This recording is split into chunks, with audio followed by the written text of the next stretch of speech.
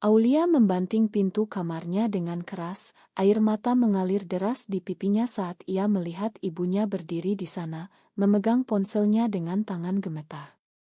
Apa ini, Aulia? Pesan-pesan dari Sari.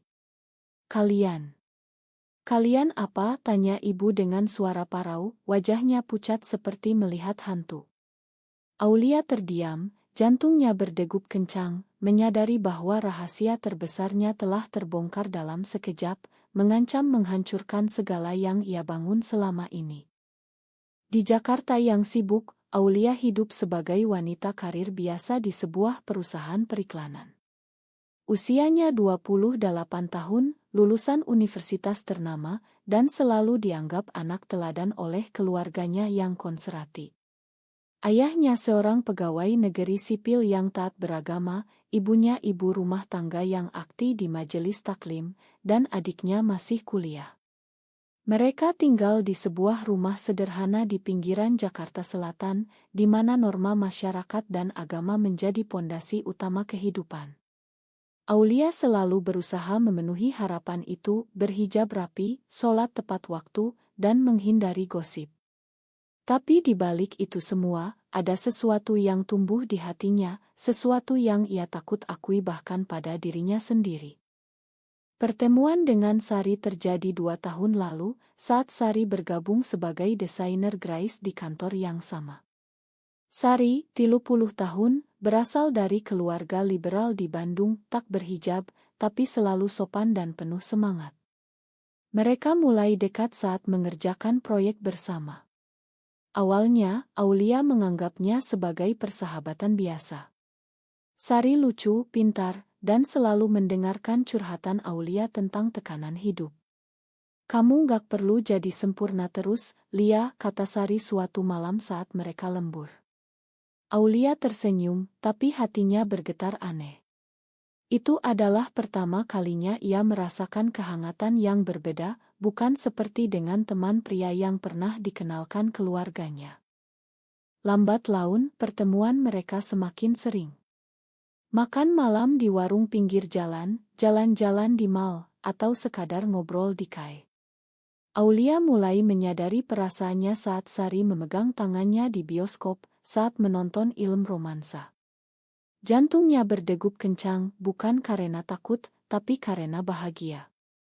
"Ini salah nggak ya?" gumam Aulia sendirian di kamarnya malam itu. Ia mencari jawaban di internet, membaca artikel tentang orientasi seksual, tapi cepat-cepat menutupnya karena takut. Di Indonesia, topik seperti ini tabu, apalagi di keluarganya yang menganggap homoseksualitas sebagai dosa besar. Sari yang lebih berani, akhirnya mengungkapkan perasaannya pertama. "Lia, aku suka kamu lebih dari teman," katanya di sebuah taman di malam hujan. Aulia terkejut, tapi tak menolak.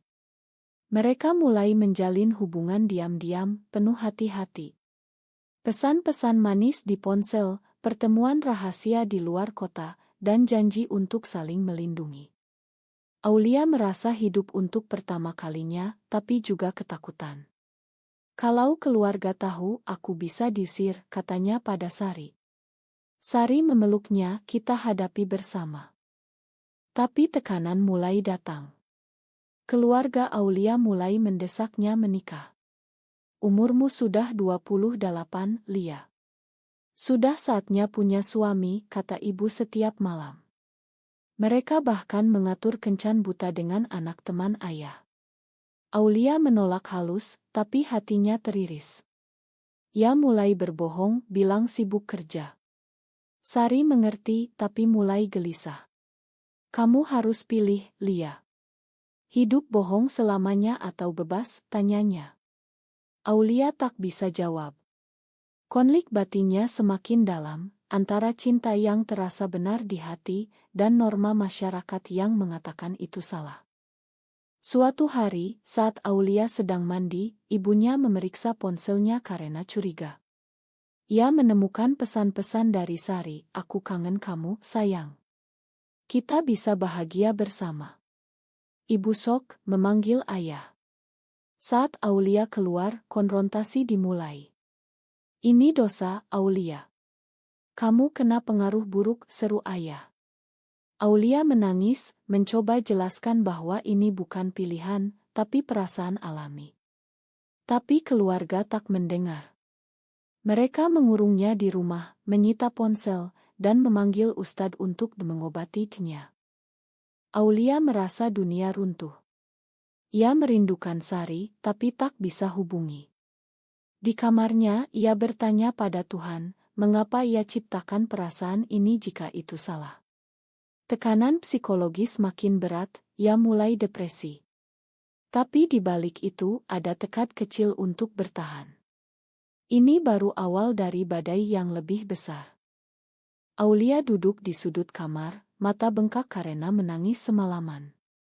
Ayahnya memutuskan untuk membawanya ke seorang psikolog yang dikenal sebagai ahli konersi, meski Aulia memohon untuk tidak.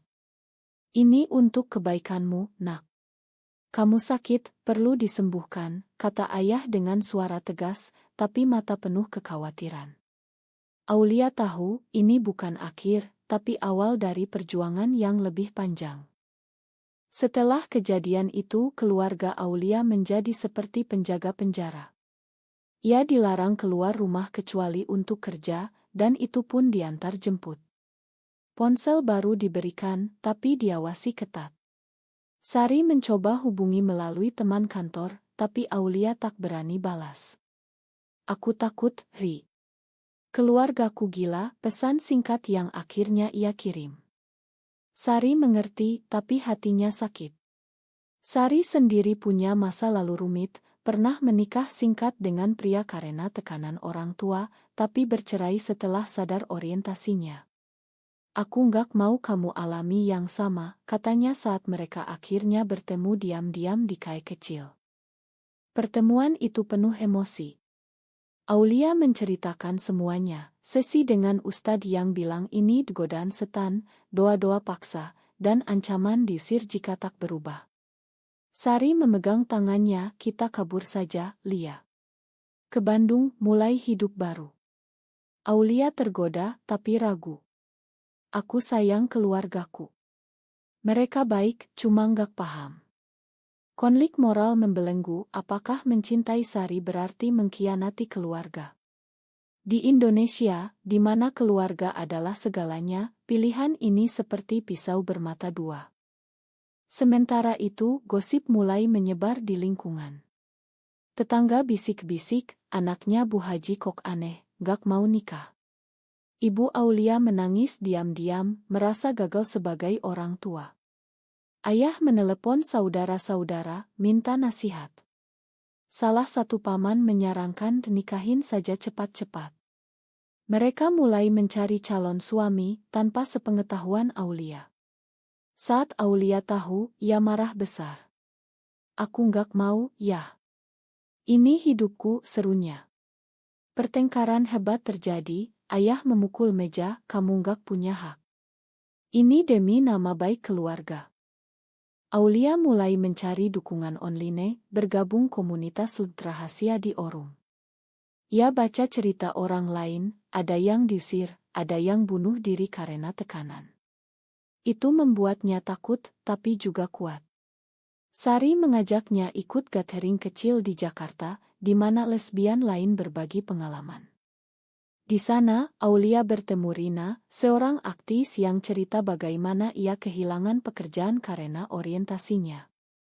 Masyarakat kita masih buta, tapi perubahan mulai dari kita, kata Rina. Aulia terinspirasi, tapi tetap hati-hati.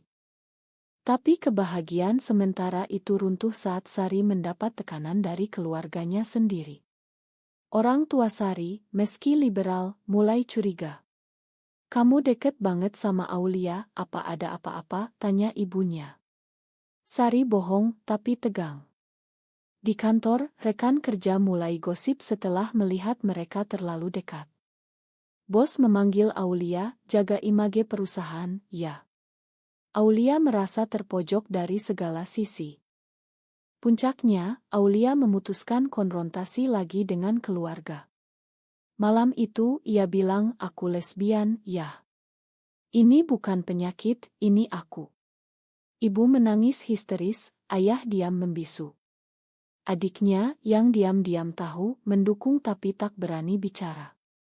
Ayah akhirnya bilang kalau begitu keluar dari rumah ini. Aulia shock, tapi tak pergi. Ia tidur di kamar, merencanakan langkah selanjutnya. Sari menjemputnya malam itu, mereka kabur ke apartemen Sari di Bandung untuk sementara. Di Bandung, Aulia merasa bebas, tapi rindu keluarga. Mereka hidup bersama, tapi bayang-bayang masa lalu menghantui. Sari mulai ragu apa kita bisa bertahan. Aulia yakin, tapi tak tahu bahwa Sari menyimpan rahasia. Ia pernah punya hubungan dengan wanita lain, dan itu berakhir buruk karena pengkhianatan. Aulia bangun pagi di apartemen Sari, tapi Sari tak ada di sampingnya. Ia menemukan catatan, "Aku harus pulang sebentar, urusan keluarga." "Jangan khawatir." Aulia gelisah, merasa ada yang disembunyikan. Saat Sari pulang malam itu, wajahnya pucat. "Apa yang terjadi?" tanya Aulia. Sari mengaku, "Keluargaku tahu tentang kita. Mereka ancam putus hubungan kalau aku nggak berubah." Aulia memeluknya, tapi di hati ada keraguan pertama. Hidup di Bandung seperti mimpi buruk yang manis. Aulia cuti kerja, Sari bekerja dari rumah. Mereka masak bersama, nonton film, dan bicara mimpi. Tapi telepon dari keluarga Aulia tak henti, ibu menangis, ayah marah. "Pulanglah, nak. Kami makan kalau kamu bertobat." Aulia tergoda, tapi Sari meyakinkannya bertahan. "Ini ujian cinta kita," katanya. Tapi Sari mulai berubah, sering keluar malam, bilang urusan bisnis. Aulia curiga, tapi tak berani tanya. Suatu hari, Aulia dapat pesan anonim, Sari selingkuh dengan mantannya. Ia tak percaya, tapi memeriksa ponsel Sari diam-diam, ternyata benar, pesan-pesan mesra dengan wanita bernama Maya, mantan Sari sebelum nikah dulu. "Kamu bohongi aku," seru Aulia saat konfrontasi. Sari menangis, "Aku takut kehilanganmu. Maya cuma teman, tapi aku lemah." Pengkhianatan itu seperti pukulan telak. Aulia merasa dikhianati bukan hanya oleh Sari, tapi oleh cintanya sendiri. Aulia pulang ke Jakarta, tapi tak ke rumah. Ia menginap di hotel murah, merenung. "Mengapa aku percaya begitu mudah?" gumamnya. Di sana ia hubungi Rina, aktis dari Gathering. Rina datang mendengar cerita. "Banyak yang begini di komunitas kita. Tekanan masyarakat bikin orang salah langkah." Rina ajak Aulia ke pertemuan besar, di mana puluhan lesbian berbagi. Ada yang cerita diusir keluarga, ada yang kehilangan anak karena perceraian paksa. Aulia sadar, masalahnya bukan unik, tapi bagian dari sistem yang rusak. Tapi keluarga Aulia tak diam, ayah melacaknya melalui teman, datang ke hotel. "Pulang, Lia. Kami sudah atur pernikahanmu dengan anak paman." Aulia marah, "Aku nggak mau hidup bohong." Pertengkaran sengit, ayah bilang, "Ini demi agama dan masyarakat. Kamu pikir bisa bahagia begitu?" Aulia pergi, tapi hatinya hancur. Ia hubungi Sari lagi, memakan tapi minta waktu. Sari merasa bersalah, memutuskan bertemu Maya untuk akhiri semuanya. Tapi Maya yang ternyata iri, hubungi keluarga Sari dan ceritakan semuanya. Orang tua Sari marah besar, usir Sari dari warisan. Sari sok, salahkan Aulia. "Kalau bukan karena kamu, aku nggak begini," serunya saat mereka bertengkar.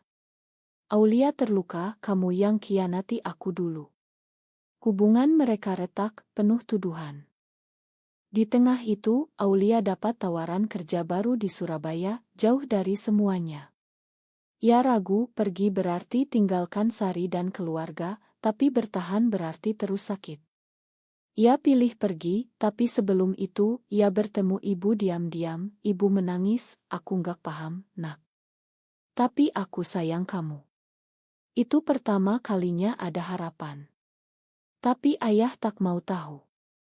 Aulia tiba di Surabaya mulai hidup baru. Tapi Sari ikut minta maaf. Mereka coba perbaiki, tapi bayang pengkhianatan tetap ada.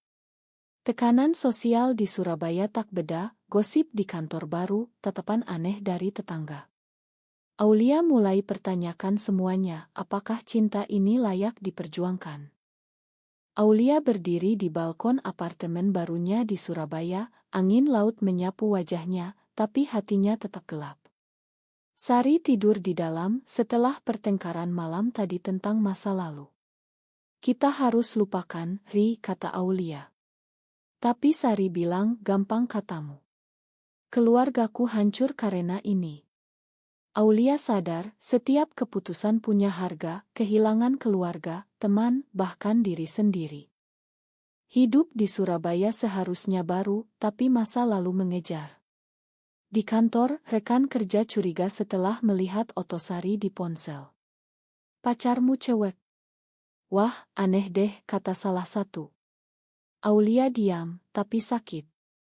Ia mulai isolasi diri, fokus kerja. Sari, yang pindah ikut, dapat kerja relance, tapi sering bertengkar. Kamu dingin sekarang, keluh Sari. Aulia jawab, aku capek, Ri. Semua ini karena pilihan kita. Keluarga Aulia hubungi lagi. Adiknya diam-diam telepon, ibu sakit, Kak. Karena mikirin kamu. Aulia shock, langsung pulang ke Jakarta. Di rumah sakit, ibu lemah, pulanglah, nak. Tanpa syarat. Tapi ayah di sana, kalau kamu masih begitu, jangan. Aulia menangis, aku nggak bisa ubah siapa aku, ya. Ia pergi, tapi janji kunjungi ibu diam-diam, pengorbanan ini, meninggalkan Sari sementara, demi ibu. Sari marah saat tahu, kamu pilih mereka daripada aku. Aulia jelaskan, ini bukan pilihan, tapi tanggung jawab. Tapi Sari, dalam kemarahan, hubungi Maya lagi. Mereka bertemu, dan Sari cerita semuanya. Maya yang manipulati, sarankan Sari tinggalkan Aulia. Dia bikin hidupmu susah. Sari tergoda, dan malam itu, ia tidur dengan Maya. Pengkhianatan kedua. Aulia tahu dari pesan yang tak sengaja terlihat. Ia hancur, konfrontasi Sari. Kenapa lagi, Ri? Apa aku nggak cukup? Sari menangis, aku stres, Lia. Masyarakat, keluarga, semuanya tekan aku. Mereka putus, Aulia usir Sari. Sendirian di Surabaya, Aulia depresi berat, tak makan, tak tidur. Ia pertimbangkan bunuh diri, tapi ingat cerita Rina, banyak yang selamat, kamu juga bisa. Aulia hubungi Rina, pindah ke komunitas di Yogyakarta. Di sana, ia bertemu lesbian lain yang sukses, dokter, pengusaha, yang hidup tersembunyi tapi bahagia. Mereka ajar Aulia terima diri. Tapi harga tetap ada, ia kehilangan promosi kerja karena gosip, dan keluarga tak lagi hubungi kecuali adik. Ibu sembuh, tapi hubungan renggang. Sari, di sisi lain, menyesal. Ia kembali ke Bandung, tapi keluarga tolak. Ia hidup sendirian, kerja serabutan. Pengkhianatan itu hancurkan dirinya sendiri. Ia coba hubungi Aulia, minta maaf, tapi Aulia tolak. Kamu sudah pilih jalanmu, kata Aulia dingin. Aulia mulai bangkit, ikut advokasi rahasia, bantu lesbian muda. Tapi dalam hati, luka tetap. Ia sadar, setiap pilihan punya konsekuensi, kebebasan berarti kesepian, konformitas berarti bohong. Aulia duduk di kai kecil di Yogyakarta, memandang hujan deras di luar. 2 tahun setelah semuanya, ia telah berubah, lebih kuat, tapi juga lebih hati-hati. Rina di depannya, kamu sudah jauh, Lia. Bangga lihatmu. Aulia tersenyum tipis, tapi ingat Sari, yang kini hilang kontak. Pengkhianatan itu ajar dia, cinta tak selalu cukup. Hidup di Yogyakarta memberi ruang bernapas. Aulia punya pekerjaan stabil sebagai konsultan, teman-teman di komunitas yang paham. Mereka adakan pertemuan rutin, diskusi tentang hak di Indonesia, bagaimana melawan atwa ulama, diskriminasi kerja, dan tekanan sosial. Aulia Akti tulis artikel anonim di blog. Tapi risiko ada, pernah ada raya polisi di Gathering, untung ia lolos. Ini perjuangan panjang, kata Rina. Keluarga mulai lunak. Adik hubungi sering, cerita ibu rindu. Ayah masih keras, tapi tak lagi ancam. Suatu hari, Aulia pulang diam-diam, ibu peluknya, aku nggak setuju, nak. Tapi kamu anakku. Aulia menangis, itu cukup. Tapi ayah tak bicara, hanya angguk. Rekonsiliasi parsial, tapi berharga. Sari muncul lagi melalui email. Aku salah, Lia. Aku sekarang direhabilitasi, coba ubah diri. Aulia baca, tapi tak balas. Sari pilih jalan konversi karena tekanan, tapi Aulia tahu itu bohong diri. Ia pertanyakan, apakah Sari benar menyesal, atau cuma takut sendirian. Aulia bertemu wanita baru, Nina, di komunitas. Nina mirip Sari, kuat, tapi punya luka. Mereka dekat, tapi Aulia hati-hati. Aku nggak mau ulangi kesalahan, katanya. Nina paham, mereka jalani pelan. Tapi masyarakat tetap tantang, di Yogyakarta yang lebih toleran, tapi masih ada demo anti-LGBT. Aulia ikut protes diam-diam, tapi takut ketahuan. Puncaknya, Aulia diundang bicara di Forum Internasional Online tentang LGBT Asia. Ia cerita anonim tentang cinta, pengkhianatan, dan perjuangan. Respons positif, tapi juga hujatan dari netizen Indonesia. Dosa besar. Hancurkan moral bangsa. Itu buat Aulia ragu, tapi juga teguh. Kini, Aulia hidup dengan damai relati.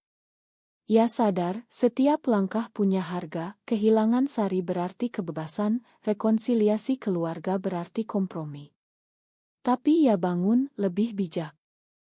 Apakah mencintai seseorang dengan tulus selalu benar, meskipun bertentangan dengan norma masyarakat dan agama?